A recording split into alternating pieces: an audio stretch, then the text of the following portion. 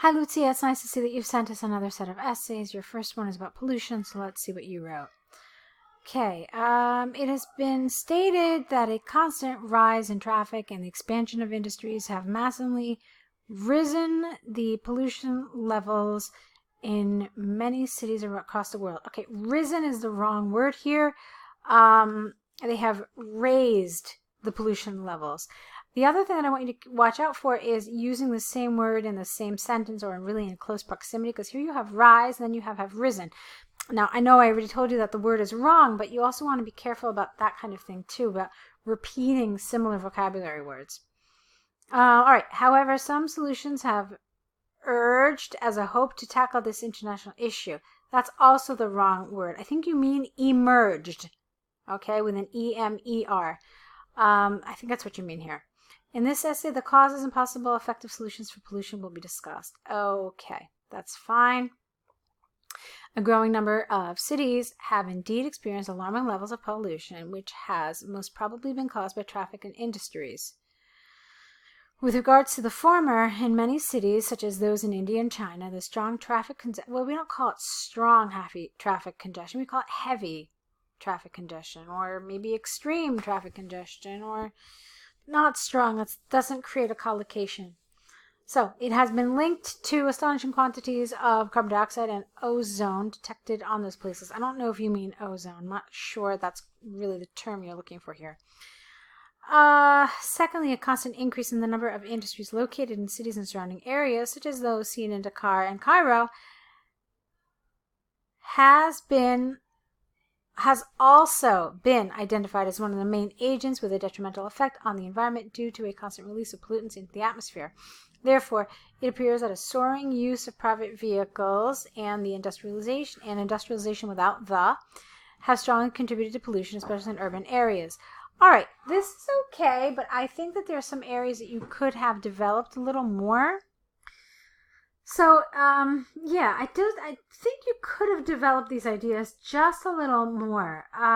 You told us that in many cities there's lots of congestion and this increases carbon dioxide. Okay, and then here, there's lots of industries, they release pollutants into the atmosphere. Okay, I still think you could say a little more. Like, basically, every time we write a sentence, or we write, and every time we write a main idea, the next question we have to ask ourselves is how and why, or how or why.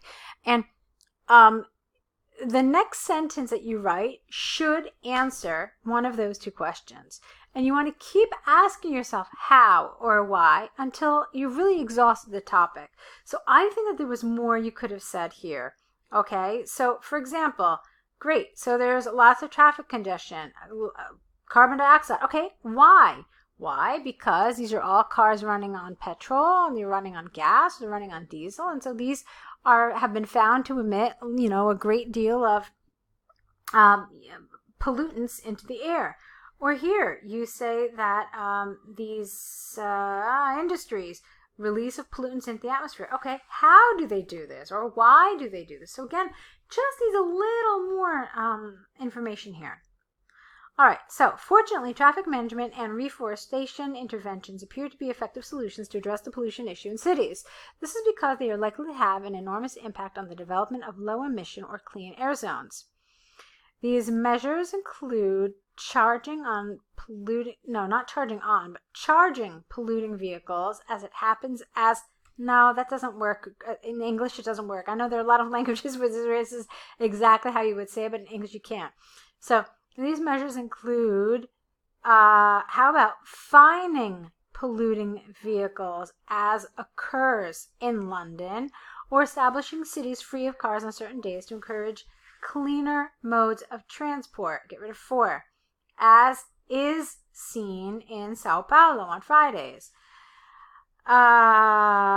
Okay, the next thing here is to say how this would help. All right, because that's a really important thing in a solutions paragraph. You have to say why it's a solution or how it would help solve the problem. As for recapture of pollutants, I don't know what this word means, recapture. I don't understand that. An increasing number of councils have expanded the green areas in cities because it has been proven that trees have a great capacity to reduce the levels of carbon dioxide in the atmosphere because they absorb those components. That's nice. Therefore, limiting the circulation of highly pollutant vehicles and the plantation of trees might massively help to solve the pollution problem in cities. You realize that this is a little strange. Might massively help. That doesn't make sense. So it's either massively helps or it might help, because you go to a possibility to hear this word being like, oh, this is a huge help. So it doesn't quite make sense. All right. This part of the paragraph I like, though. In summary, although traffic and industries that exist at a high scale, what does that mean? Exist at a high scale in urban areas are likely to harm the environment. Measures to make people opt for cleaner modes of transport and reforestation are likely to help tackle this problem. All right, that's good. This was awkward, though, at a high scale. So there's some good things about this, Luzia, but there are also some areas that were a little problematic, okay? I also felt, like I said, you could have developed it a little more, all right? So take those pieces of advice, see how you can apply them to your writing, and let's look at this stacked bar chart. Okay, long answer, that's for sure. It looks really long, but let's see what you actually said. The given bar chart provides information about the number in thousands of Ford, Audi, and BMW cars sold in 9 European countries in 2018. Overall, Hungary and France were the countries that sold the highest number of cars, whereas Italians and Belgians bought the least number of the car brands presented in the graph. In addition, while the sales of each car brand were evenly distributed in Hungary and France, in the other 6 nations there were clear preferences in the purchase of certain brands. All right, that's it's a lot of information. I think that with so much information, that first sentence, you probably could have left this out. Yeah. I mean, you could have just picked one or the other, because this already was a pretty full sentence. I mean, you tell me the highest, you tell me the lowest. Alternatively, you could have just mentioned the overall highest and the overall lowest rather than the first and second of each. All right, let's keep going. Looking firstly at the total sales of the 3 brands, Hungarians, plural, and the French, bought the most number of cars at around 360,000, 340,000 respectively. After these, in Germany, Holland, and Ireland, total sales were just over 250 for each nation, followed by Poland and the UK, with approximately 200,000 cars sold in each country. Lastly, in Italy and Belgium, a total of just around 100,000 BMW, Audi, and Ford cars are purchased in each country. Good. So I like this because you did exactly what you're supposed to do. You focused on the total sales in one paragraph, so nice. And you mentioned all the countries. At least I think you did. 1, 2, 3, 4, 5, 6, 7, 8, 9. Yep, you did. So well done. Okay. Let's see. Regarding the most purchased brands, in Hungary and France, all car brands were sold in similar amounts at approximately 120,000 cars each, you want to say here. In contrast, while the most cars sold in Germany and Poland were BMW and Audi at a total of 260,000 for the former and 160 for the latter, in Holland and Belgium, the most sold car brand was Ford. In Holland, the Dutch, you want to say here, the Dutch purchased almost 2 times more Ford cars than BMW, and Belgians, with an S, were 8 times more Ford than BMW. In fact, Belgium showed the worst sales of BMW as well as Audi at just 10,000 sales for each, without the one. In addition, the Irish and Italians had a noticeable tendency to buy BMW cars, reaching sales of 110,000 and 80,000 cars, respectively. In the UK, the British tended to buy 4 times more Ford and BMW cars than Audi. All right, so in terms of your grammar, it's fine. Although I think that, where is it? Here it is. I think that some of the way you organize this second paragraph is a little awkward.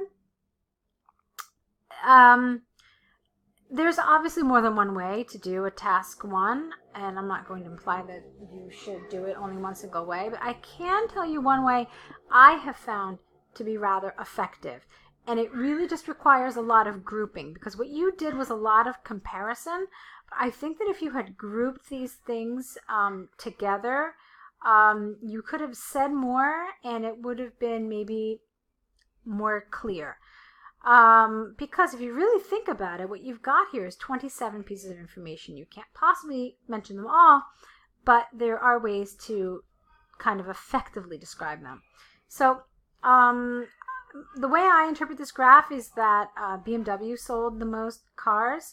And what I generally like to say is that the highest car sales were like 120, and then I mentioned what those countries were. Obviously, France, Germany, and Hungary. Then I see that the remaining countries, except for Belgium, were just under or just at 100,000, and Belgium was this negligible amount. Then you're out of there. Then you go on to Ford. Clearly, Ford outsold, Ford sold the most amount of cars in Hungary and Holland at whatever that number is. And then again, it's a matter of grouping. So France, UK, and Belgium, from what I can see, and maybe even Ireland, all sold similar amounts of cars. It looks like it's around just under 100,000. It's either just under or around 100,000. And then what you can do is talk about these last two. Talk about them together. They're fairly similar. Here is where Ford sold the least, and then you're done. Okay, so it's about grouping. This is the way that I think makes sense, and I think it makes it clear and well organized. You can try it out, see if it works for you. And so basically what you're doing is you're using these numbers along the side kind of as a tool, kind of as a guide for how to group your answer. Try it in this one when you correct it, or try it in maybe some other similar kinds of graphs. All right, good job overall. I think you've been doing well. So go ahead and correct these, and let's see another set. All right, we'll be waiting for them. Good luck.